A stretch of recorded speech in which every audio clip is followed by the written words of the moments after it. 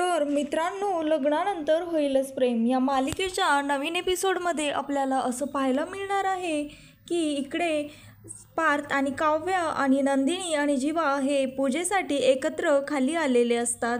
त्यानंतर मग गुरुजी मालिनीला सांगतात की पूजेसाठी एक तामण घेऊन ये आणि विक्रम काका म्हणतात तांबेही लागतील, मीही घेऊन येतो. आणि इकडे रम्या त्या चौघांना पाहून मनामध्ये असं विचार करते आणि म्हणते की पार्थ आणि काव्याचा डिवोर्स होणार आहे, तरी हे दोघे पूजेला बसायला कस काय तयार झाले आहेत जोडीने. कदाचित मामा मामींना आणखी माहीत नाही, त्यामुळे हे बसायला तयार झाले असतील.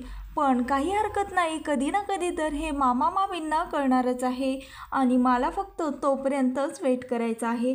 एकदा का हे मामा मामींना कळालं ना, मग जोडीने पार्थसोबत पूजेला मी बसेल. रम्या पार्थ देशमुख यावर वसू आत्या तिला म्हणतात, तुझ्या मनामध्ये काय चालू आहे हे मी ओळखलं आहे आणि जे तुझ्या मनामध्ये आहे ते लवकरच सत्यात उतरणार आहे. आणि इकडे नंदिनी गुरुजींच्या हातामध्ये पान आणि फुलांचं ताट देते आणि गुरुजींना विचारते की गुरुजी, त्या दिवशी तुम्ही जे मला सांगितलं होतं ते आणि आज आपण जे करतो आहोत ते अगदी विरुद्ध आहे. ह्या दोन्हीही अगदी विरुद्ध दिशा आहेत.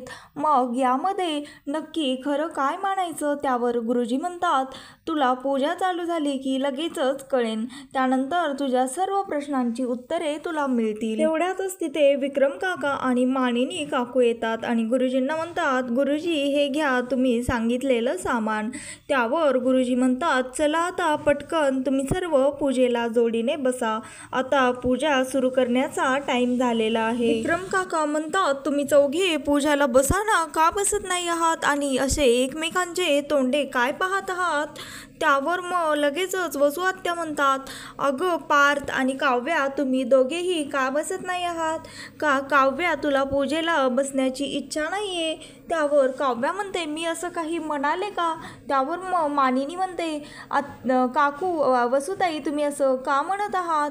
राहू देत ना. त्यावर मग काकू म्हणतात, अगं मी आपलं सहजच विचारलं. अगं तूच सांग, आपण असं गुरुजींना किती वेळ ताटकळत ठेवणार आहोत? चला बसावर पटकन. त्यानंतर ते चौघेही जोडीने पूजेला बसतात आणि गुरुजी पूजा सुरू करतात. ते पूजेला बसल्यानंतर नंदिनीला आठवत असतं की त्यांनी अग्निसाक्षाने 7 फेरे घेतले होते आणि त्यानंतर त्यांनी डिवोर्सवर साईन केली होती. ते सर्व त्याला क्षण आठवत असतात. आणि इकडे पार्थ आणि काव्याचंही सेम बरंचसं तसंच काही झालेलं असतं. काव्याला आणि पार्थलाही त्यांनी ज्यावेळेस ज्या परिस्थितीमध्ये लग्न केलं ते क्षण आठवत असतात आणि त्यानंतर ज्यावेळेस काव्याने पार्थला न सांगता डिवोर्स लॉयर अपॉइंट केला होता तो क्षणही त्याला आठवतो. त्यानंतर गुरुजी मानिनी काकूंना त्या दोघींना हळदी कुंकू लावायला सांगतात आणि जीवाला आणि पार्थला गंध लावायला सांगतात.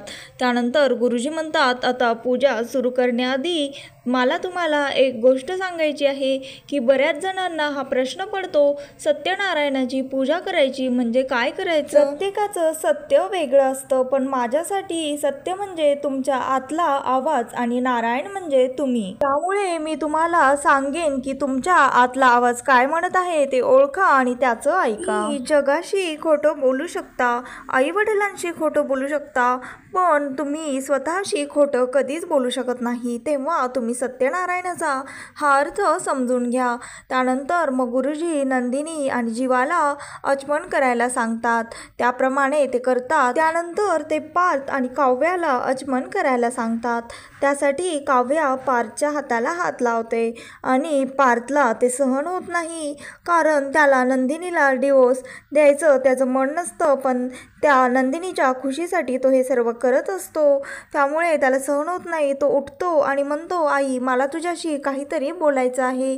त्यावर काकू म्हणतात, आत्ताच का? आपण नंतरही बोलू शकतो. त्यावर तो म्हणतो, नाही मला आत्ताच बोलायचं आहे. आपण हे सर्व का करत आहोत? कशासाठी करत आहोत? त्यावर काकू म्हणतात, अरे तुमच्या सुखसमाधानासाठी करत आहोत. त्यावर तो म्हणतो, अगं पण ज्यांच्यासाठी तू ही पूजा केली आहेस त्यांना हा संसारच नको असेल तर मग. यावर रम्या तिच्या आईला म्हणते, बघ आई, मी तुला सांगत होते या मालिनी काकूंनी स्वतःसाठी खड्डा खणला आहे.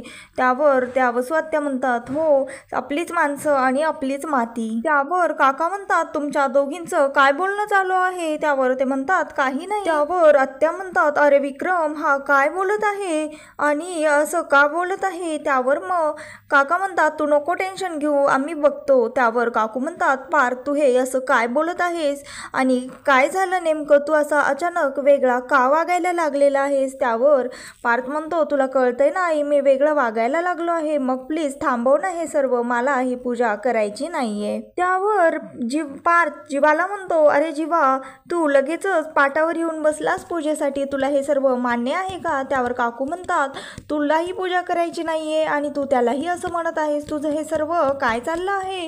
त्यावर पार्थ म्हणतो, आई, आमचा पूजेला विरोध नाहीये, पण आम्हाला ही पूजा करायची नाहीये, तुम्ही दोघे बसा ना जोडीने. त्यावर विक्रम काका म्हणतात, अरे पार्थ, आम्ही तुमच्या सुखी संसारासाठी एवढा घाट घातला आहे आणि तुम्ही आम्हालाच पूजेला बसायला सांगत आहे. आणि काकू म्हणतात, अरे पार्थ, तू हे अचानक का आणि कशासाठी बोलत आहेस? त्यावर पार्थ म्हणतो, आई, माझं फक्त एवढंच म्हणणं आहे की मला मनाविरुद्ध ही पूजा करायला लावू नका, तू आणि बाबा बसा ना ही पूजा करायला. आणि काकू म्हणतात, हे बघ राजा, आता गुरुजी येऊन बसलेले आहेत आणि तू असं अचानक म्हणत आहेस, आता त्यांना काय आपण परत जायला सांगायचं का? असं करतो का आपण? त्यावर पार्थ म्हणतो, परत जायला सांगायचं नाही, पण त्यावर लगेचच वसुआत्या म्हणतात, पण काय? सांग ना, पुढे बोल ना, काय? वसुआत्या म्हणतात, पार्थ, हे बघ, तुझ्या मनामध्ये जे काही आहे ते स्पष्टपणे सर्वांना सांग, मनामध्ये कसलाही शंका ठेवू नको. जाऊ दे, मला माहीत आहे तू काही सांगणार नाहीस, मीच तुला स्पष्टपणे विचारते, तुला काव्यासोबत पूजेला बसायचं नाहीये का? आणि जर नसेल बसायचं तर मग का बसायचं नाही हे तरी सांग.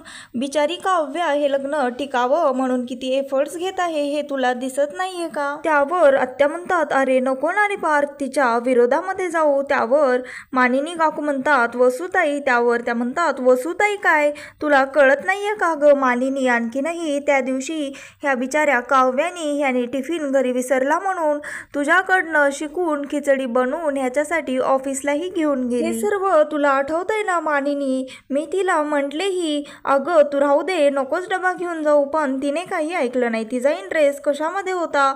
त्याला खिचडी करून खाऊ घालण्यामध्ये. आणि पार्थ, तू हे सर्व इतक्यातच विसरून गेला. आणि त्यावर रम्या म्हणते, हो ना, जीवाने तर नंदिनीच्या आनंद निवासमध्ये पाणीपुरीही विकली. त्यावर तो म्हणतो, तुला हे सर्व कोणी सांगितलं? ती म्हणते, त्या महाजनींनी तुझा व्हिडिओ पोस्ट केलता, त्यामुळे मला हे सर्व कळालं. और जीवा म्हणतो, तसं काही नाही, मी फक्त एक हेल्प म्हणून हे सर्व अरेंज केलं होतं. पण काका म्हणतात, प्रेमाने केलं असतं तरी काही बिघडलं नसतं, बायकोसाठी हेल्प करण्यामध्ये काही फरक नाही पडत. तर नंदिनी पार्थला समजून सांगते आणि म्हणते, पार्थ, उगाच कशाला त्रागा करतायत? गुरुजी म्हणाले आहेत ना, प्रत्येकाने आपल्या मनाचा आवाज ऐकायचा आणि पुढे जायचं. यामध्ये आपण आपल्या मनाचा आवाज तर आधीच ऐकलेला आहे. त्यानंतर काव्याही म्हणते, पार्थ, आपण पूजेला असं नाही म्हणू शकत नाही, जे घडणार आहे त्याला आपण टाळू शकत नाही आणि जे घडणार नाही त्याला घडूनही आणू शकत नाही. त्यानंतर ते चौघेही पूजेला बसतात आणि विधिवत गुरुजींनी सांगितल्याप्रमाणे सत्यनारायणाची पूजा करतात. आणि पूजा संपन्न झाल्यानंतर गुरुजींकडनं आशीर्वाद घेतात. गुरुजींच्या पाया पडतात. त्यानंतर गुरुजी त्यांना आशीर्वाद देतात, अखंड सौभाग्यवती भव, आयुष्यमान भव, असेच आयुष्यभर सोबत राहा. त्यावर मग विक्रम काका म्हणतात, हल्ली गुरुजी अष्टपुत्र सौभाग्यवती भव हा आशीर्वाद देत नाहीत का? त्यावर मग गुरुजी हसून म्हणतात, नाही, तसं काही नाही, पण हल्ली लगेचच लेकरं नको हवी असतात काही लोकांना, आणि काही लोकांना तर लग्नही नको असतं, त्यांना डिवोर्स हवा असतो. हे ऐकताच ते चौघेही एकमेकांकडे बघायला लागतात. आणि गुरुजी म्हणतात, आता पूजा खऱ्या अर्थाने संपन्न झाली, मानिनी तू प्रसादाचा शिरा घेऊन ये. त्यावर मग वसुआत्या म्हणतात, तू थांब, मी आणि रम्या आम्ही दोघी प्रसादाचा शिरा घेऊन येतो. त्यानंतर गुरुजी म्हणतात, सर्वांच्या तुमच्या मनामध्ये जे काही प्रश्न आहेत ते सर्व लवकरच सुटणार आहे. तर मित्रांनो, लग्नानंतर होईलच प्रेम या मालिकेच्या पुढच्या भागामध्ये आपल्याला असं पाहायला मिळणार आहे की इकडे गुरुजी काव्याला आणि नंदिनीला सांगतात की आधी ते जे मंगळसूत्र तुम्ही उलटं घातलं आहे ते आता मंगळसूत्र काढून सवासं घाला. त्यावर मग त्या दोघीही मंगळसूत्र काढायला लागतात आणि ते सवासं करून घालायला लागतात. तर गुरुजी त्या दोघींना म्हणतात, असं नाही, थांबा, आधी ते मंगळसूत्र तुम्हाला कोणी घातलं होतं? तुमच्या नवऱ्यांनीच ना. मग आताही तेच दोघे तुम्हाला तुमच्या गळ्यामध्ये मंगळसूत्र घालतील. हे ऐकून पार्थला आणखीनच टेन्शन येतं आणि त्याला फार भरून येतं, पण तो सर्वांसमोर त्याच्या फिलिंग्स दाखवत नाही. तर मित्रांनो, लग्नानंतर होईलच प्रेम या मालिकेचे दररोज नवनवीन एपिसोड आणि लेटेस्ट प्रोमो पाहण्यासाठी चॅनलला लाईक, शेअर आणि सबस्क्राईब मात्र नक्की करा.